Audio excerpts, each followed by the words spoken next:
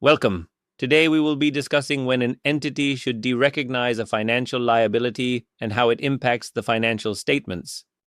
A financial liability should be removed from an entity's balance sheet when the obligations in the contract are either discharged, cancelled, or expire. This means that once the liability is settled, the entity no longer has any obligations under that particular financial arrangement. Now let's talk about cases where there is an exchange between the existing borrower and lender. If the terms of a debt instrument change substantially, the transaction is treated as an extinguishment of the original financial liability. In its place, a new financial liability is recognized. This applies whether the change in terms is due to the financial difficulty of the debtor or not.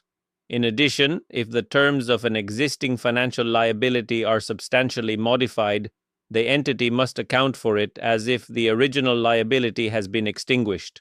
This involves recognizing a new financial liability with the modified terms. When a financial liability is extinguished or transferred to another party, the difference between the carrying amount of the liability and the consideration paid, which includes any non-cash assets or liabilities assumed, should be recognized in the profit and loss account.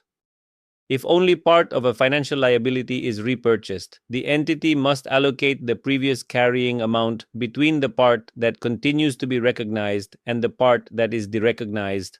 This allocation is done based on the relative fair values of the parts at the time of the repurchase. Any difference between the carrying amount of the derecognized part and the consideration paid for it, including any non-cash assets or liabilities, will also be recognized in profit or loss.